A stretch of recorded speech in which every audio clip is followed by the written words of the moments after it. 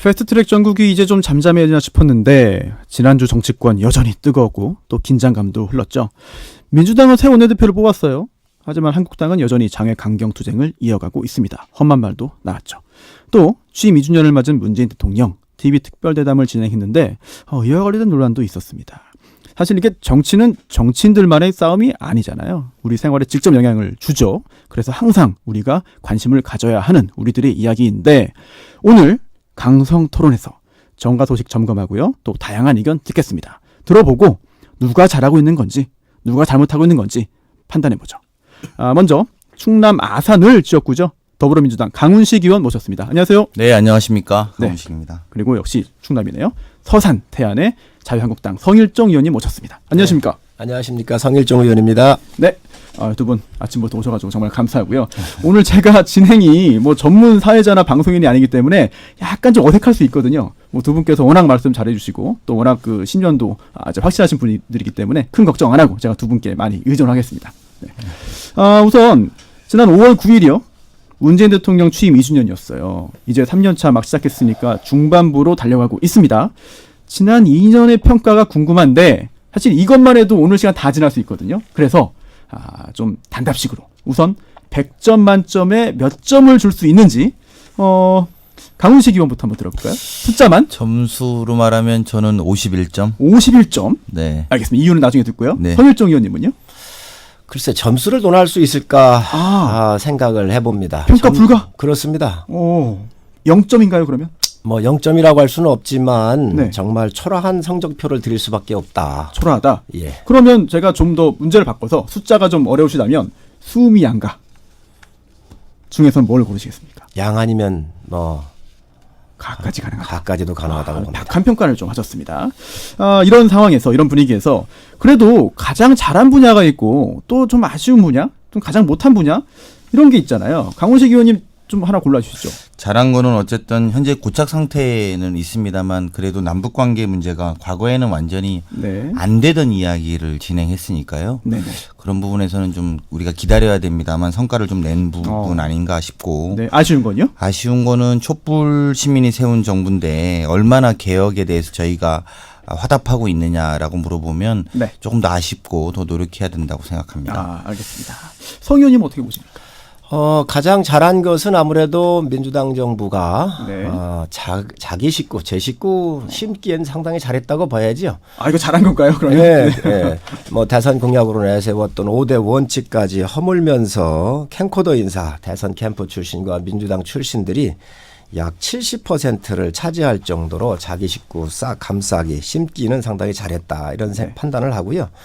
두 번째 아쉬웠던 부분이면 아쉬웠던 부분은 87년도에 직선제 이후에 가장 좋은 조건하에서 이 정부가 출범을 했습니다. 가장 557만 표의 가장 많은 득표 차로 이겼고 또 탄핵 전국에서 뭐 지리멸렬한 야당과 또 정말 완벽한 서포트를 받는 그 여론의 그 언론 환경 속에서 이렇게 끌어왔는데 이렇게 망가질 수 있을까 하는 그런 아쉬움을 가지고 있습니다. 알겠습니다. 두 분의 의견이 이렇게 참 팽팽하고 굉장히 상반됩니다. 이게 점수는 왜 그렇게 매겼는지 안 물어보셔가지고. 말씀해 주세요. 네. 여쭤보려고 했어요. 네. 저는 굉장히 겸손하게 51점 이야기했는데 우리 또 성우님께서 너무 박하게 다 뭐 이런 거 하셔갖고. 그래서 나중에 하는 게 유리하죠. 네. 아니 이제 저희는 그렇게 보는 거죠. 그러니까 대통령 지지율이 현재 51% 정도. 그러니까 국정 수행 능력에 대한 평가가 그 정도니까 겸손하게 그 정도의 기준에 말씀을 드린 거고요. 물론 100점이 있을 수가 없습니다. 그런 의미에서 보면 더 노력하겠다는 의지고요. 아직도 대통령이 42%로 당선됐음에도 불구하고 50%가 넘는 국민들이 국정을 잘하고 있다라고 지지해주고 있는 만큼 여지가 더 있다. 그리고 하지만 또 무겁게 한편으로는 더 무겁게 해야 된다. 이런 뜻으로 51점 드린 거지 학교 성적의 51점은 아니다 이렇게 말씀드리겠습니다. 알겠습니다. 뭐 성 의원님께서는 워낙 박한 평가 해주셨으니까 그거는 뭐 따로 여쭙지 않고 이 질문을 드릴게요. 취임 2주년 맞아서 KBS와 특별 대담 가졌잖아요. 내용을 어떻게 보셨는지 그리고 또 그중에서 특히 좀 국민들이 궁금해하는 부분 국민들이 알고 싶어했던 그런 쟁점 현안들이 많잖아요. 혹시 대통령의 이야기를 통해서 그러한 궁금증이 어느 정도 해소됐나 어떻게 보시는지 궁금합니다. 대통령께서 취임사에 말씀하실 때에 중요 사항은 언론에 직접 브리핑을 하면서 소통을 국민하고 하시겠다 이런 말씀을 하셨어요. 예. 상당히 전 귀한 말씀을 주셨다고 생각을 합니다. 네. 그런데 지금까지 취임을 하셔가지고 딱 3번을 하셨어요. 이번에 3번인가요? 예, 3번 하셨습니다. 신년 기자회견 2번 하셨고 네. 또 한 번 다른 걸 한 번 하셨고 이번에 KBS 대담을 하셨는데 네. 저는 국민과의 대담이 아니라 KBS하고 대담했다. 일정한 채널하고 했다. 이것을 다 오픈해 가지고 네. 전 기자들이 있는 상태에서 네. 여러 기자들이 질문지 없이 정말 진솔하게 하셨으면 더 좋았을 텐데 네.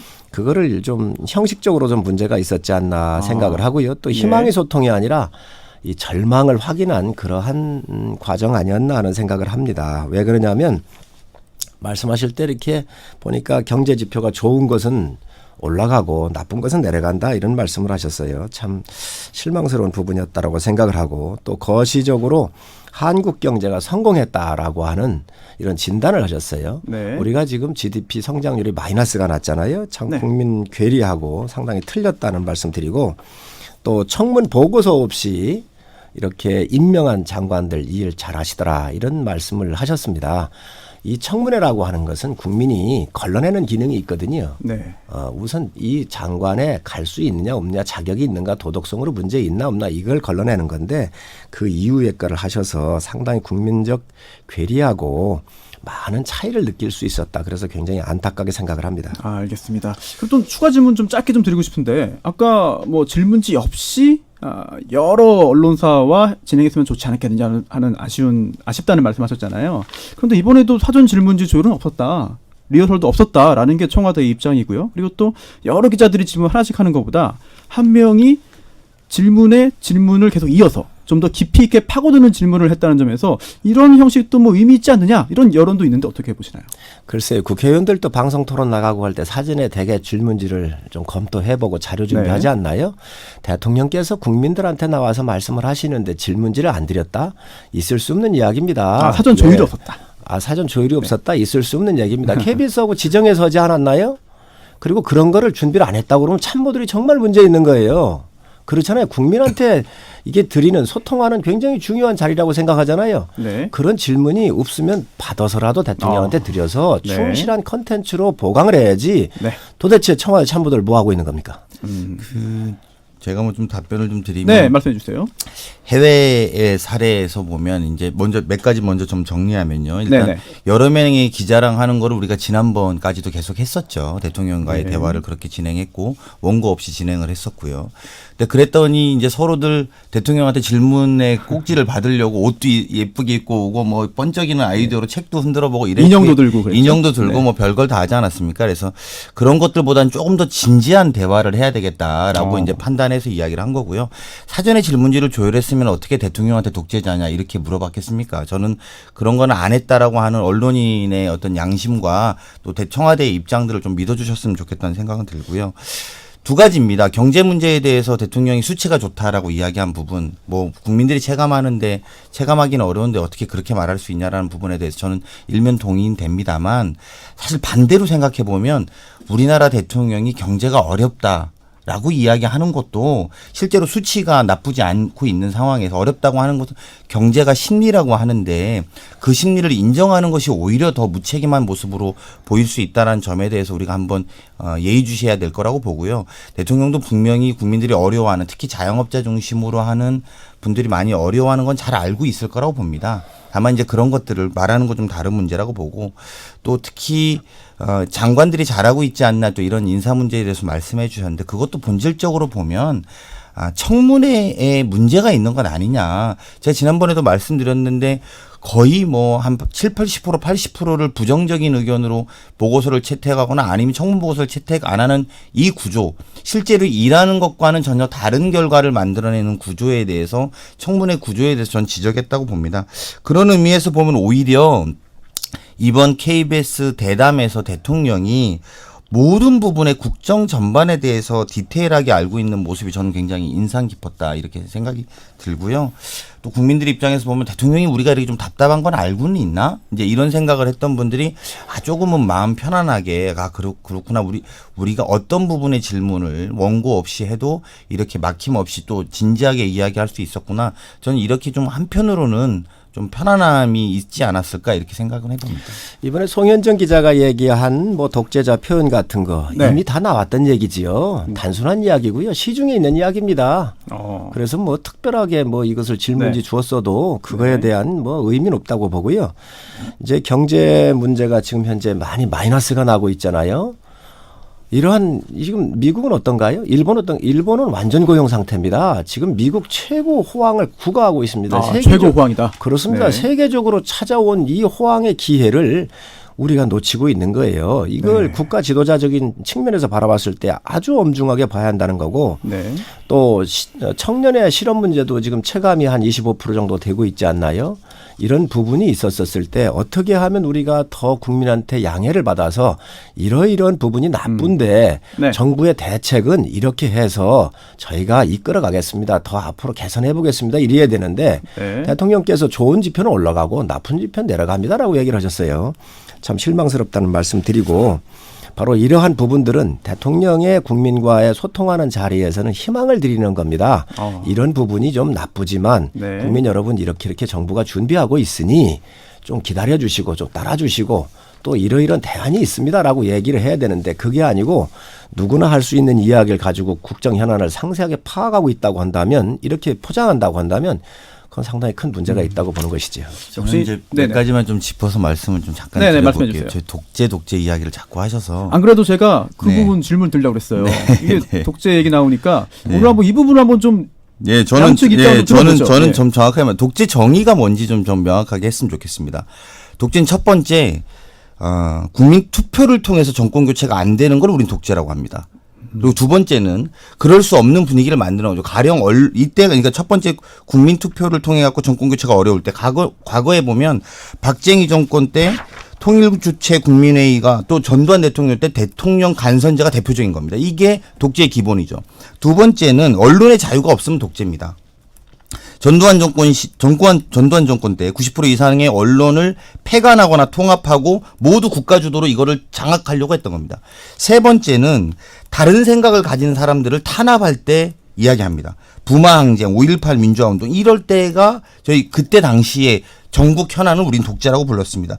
저는 그냥 독재를 나랑 생각이 다른 사람이 일을 진행하는 걸 독재라고 규정하는 것에 대해서 굉장히 심각한 문제가 있다고 봅니다.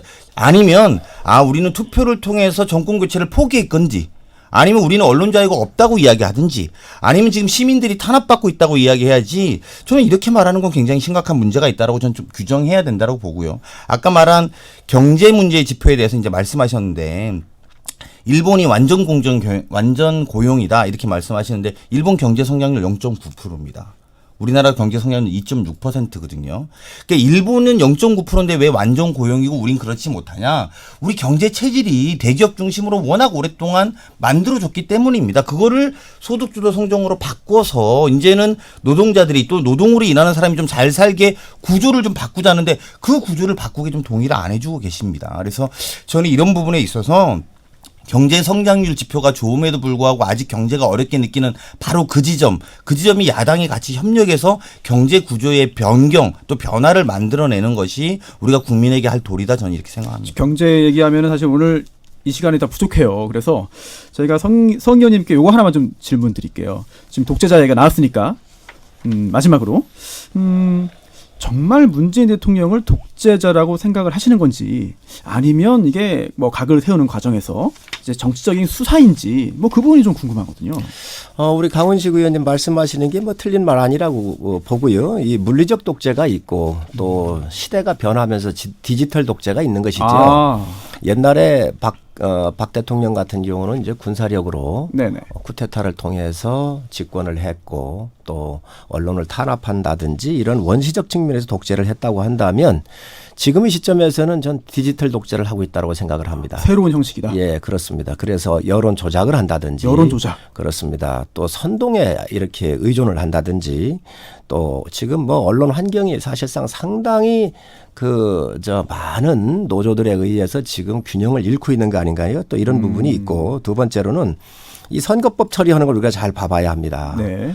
이 선거법이라고 하는 것은 게임의 룰을 만드는 거잖아요. 그런데 네. 준 여당의 준하는 집권 여당과 제1야당 114석의 의원이 있는 이 당을 제끼고 2, 3, 4당을 다 합해봐야 48석입니다. 네. 이 사람들이 힘을 합쳐가지고 이게 국민도 모르고 수학자도 이해하기 어려운 이 비례대표제를 임의적으로 그쪽에 할당을 해가지고 하겠다라고 하는 것은 장기 집권을 꿈꾸는 건 아닌가 하는 생각을 가지고 있고 두 번째로는 공수처법인데 이 공수처법이라는 게 뭐죠? 지금 상권 분립되어 있는 나라에서 고위공직자들 전부 다 대통령 직속으로 공수처를 만들어가지고 수사하겠다는 겁니다. 그러면 지금 사법부 독립이 있는데 견제와 균형을 이루는 상권 분립이 되어 있는데 사법부의 판사들까지 대통령이 마음대로 사정을 한다 그러면 네. 이게 독재로 가는 길 아닙니까? 그래서 나오는 말이라고 이해하시면 될 듯합니다. 알겠습니다. 아니요. 네. 팩트 체크만 잠깐 하고 짧게만 하면 왜냐면 뒤에 나경원 원내대표 바로 들어야 되거든요. 잠깐만 이야기하면 결국은 이 공수처를 마지막으로 허락하고 있는 지금 법안으로 보면 그건 국회가 하게 돼 있거든요. 그러니까 이미 대통령이 마음대로 한다 이렇게 표현하는 것은 전 적절하지 않고요.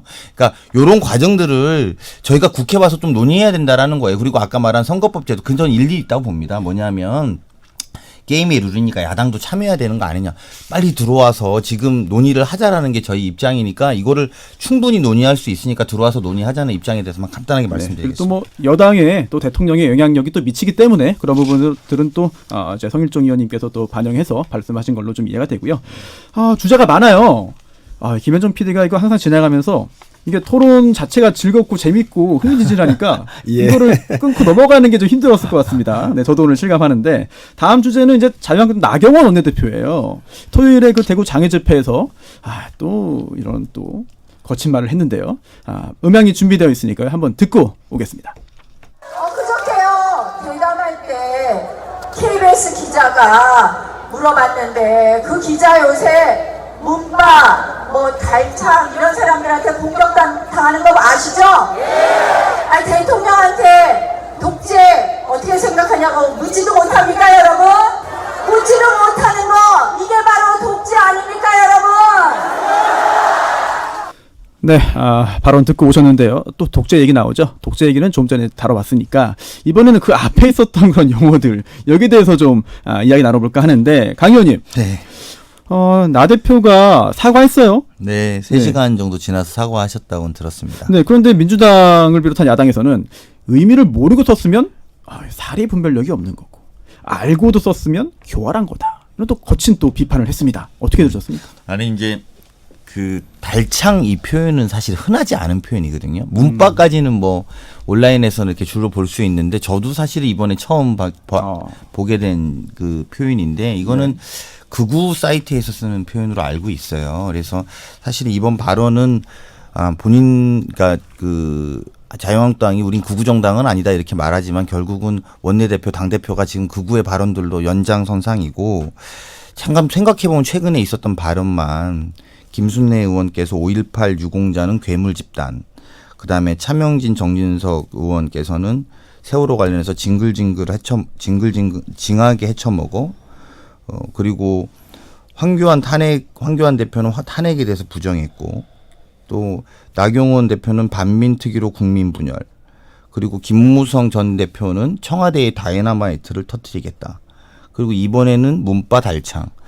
좀 너무 가시는 거 아닌가 싶어요. 좀 이렇게 그러니까 물론 밖에 나가면 장애 집회라는 게 선동도 해야 되고 또 가서 이렇게 뭐 지지자들한테 뭐 호소도 해야 되고 좀 극한 말도 할 수도 있다고 봅니다만 그래도 정도가 있지. 청와대 이 말대로라면 대통령을 지지하는 사람이 뭐 달창이고 청와대에는 다이너마이트를 터뜨려야 되고 5.18 유공자는 괴물 이게 사실 상식적이지 않은 이야기들의 연장선상 아니겠습니까? 그래서 저는 이제 계속 말씀드리는데 보수가 질서를 중요하게 생각하는데 나가서 집회하고 그리고 보수가 품격을 중요하게 생각하는데 막말로 이어가고 이래서 사실은 보수의 가치를 잃어버리는 상황에 대해서 저는 굉장히 좀 우려스럽다 이렇게 좀 말씀드리고 싶다 이렇게 표현하겠습니다. 네, 우리 나경원 원내대표께서 달창이라고 표현한 건 잘못했습니다.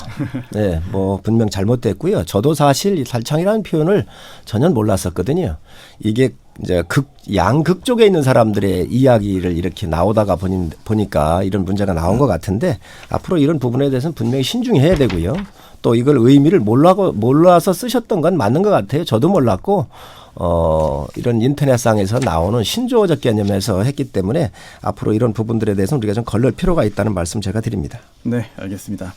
지금 자유한국당 성일종 의원 또 민주당 강훈식 의원과 함께 이야기 나누고 있는데요. 다음 주제로 넘어가 보겠습니다. 민주당 소식인데 이인영 원내대표가 새로 선출됐습니다. 또 바로 다음 날 나경원 원내대표를 만났죠. 근데 또 재미있는 얘기 나왔습니다. 밥 잘 사주는 예쁜 누나가 될 수도 있다. 이런 화기애애한 이야기가 오갔는데 강 의원님, 네. 이번에 사실 양대 정당의 갈등이 커졌잖아요. 네. 국회 정상화 가능성, 빠른 시일 내에 국회 정상화가 가능하겠는가? 네. 돌아와라 얘기한다고 해서 돌아오지는 않을 것 같은데 네. 묘수가 있습니까? 아니 저는 들어와 주셨으면 좋겠고요. 저희야 야당한테 읍소하는 입장이죠. 그리고 최근 IMF도 추경이 꼭 필요하다. 한국 경제의 어려운 점에 비해서 특히나 기재부 장관이 5월 말까지 추경이 통과돼야지 경제가 어렵다라고 하는 부분에 대해서 문제를 좀 물꼬를 틀 수 있다라고까지 이야기했기 때문에 빨리 들어와서 추경도 있지만 또 밀린 법안 통과들도 있습니다. 이 법안이 통과되어야지만 하고요.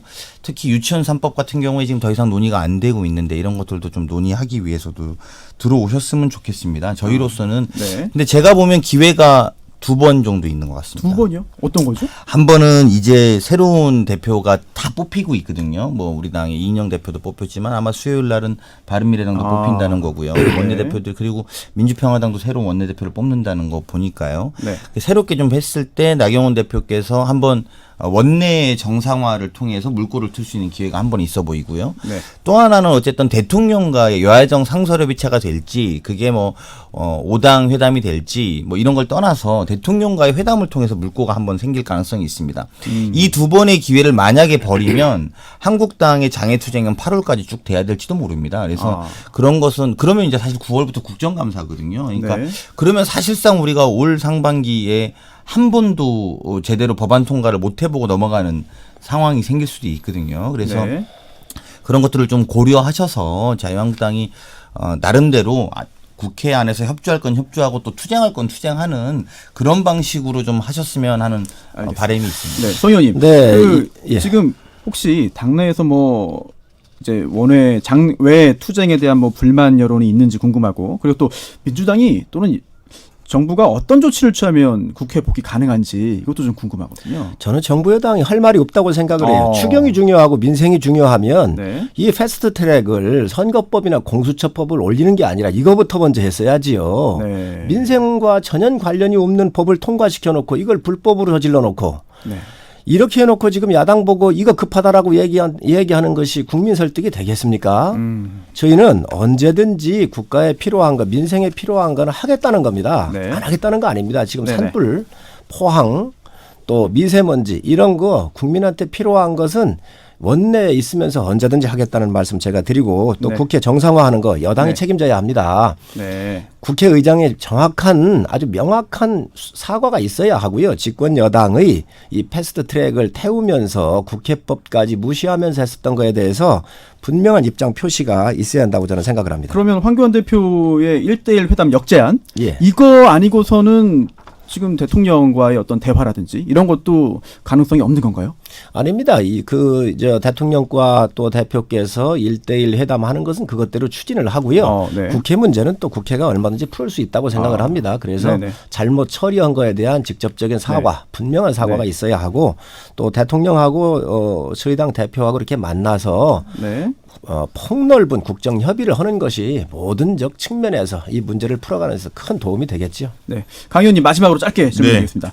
이번 주에 5당 지도부 회동 어떤 형식으로든 성사될까요? 이번 주말이 고비라고 보는데요. 이번 주말이 고비다. 저는 한국당이 들어오시는 게 예. 저는 뭐 나머지 사당들은 다 하신다고 하니까 네. 한국당이 꼭 들어오시는 게 국민들을 위해서 또 경제를 위해서 도움이 될 거라고 생각합니다. 저는 네. 이 부분에 그런 생각을 합니다. 분명한 것은 제1야당이 30% 이상 집권여당하고 큰 차이가 없이 지지를 받고 있는 집권여당 대표를 2당, 3당 준여당이 하는 사람들하고 함께 와서 예를 들면 5분의 1로 함께 이야기하자는 것 자체가 이게 맞는 건지 모르겠습니다. 준여당이라고 보셨네요. 그렇습니다. 네. 소통을 하겠다면서 네네. 국민의 1야당의 소리를 들은다고 한다면 1대1로 만나셔서 진솔하게 대화를 하시는 게 국민에 대한 예의라고 생각합니다. 제가 한 말씀만 딱 네, 드리고 10초 제가 드리겠습니다. 웬만한 말씀 안 드리려고 그랬는데 그 지지율이 10%대일 때도 홍준표 대표랑 1대1로 해드렸어요. 네. 그러니까 이제 그거 지지율로 평가할 수 있는 부분은 아니라고 보고요. 올라갔으니까 더 해야 돼. 그러니까 그 제가 볼 땐 그렇게 알겠습니다. 말씀하시는 문제는 아니고 네네. 네. 하더라도 뭔가를 성사시키려면 다 같이 논의하는 게 예의고 특히나 초대하는 손님에 대한 손님의 네. 입장이라는 것이 있는 거지 집에 초대받아서 가는 사람이 한 명만 있어야 된다, 두 명만 있어야 된다 이렇게 할 문제는 아니라는 겁니다. 그러면 그렇게 나눠서 하십시오. 알겠습니다. 역시 양측의 어떤 입장이 팽팽하고요. 그리고 또 의견도 아직까지는 좀 평행선을 달리는 것 같습니다. 오늘 말씀 여기까지 듣겠습니다. 두 분 감사합니다. 네. 감사합니다. 김현정의 뉴스쇼는 청취자 여러분의 참여로 이루어집니다. 트위터, 페이스북, 레인보우 게시판, 그리고 단문 50원, 장문 100원의 유료 문자 샵 1212, 우물정 1212 통해 참여하실 수 있습니다. 김현정의 뉴스쇼, 여러분과 함께 만듭니다.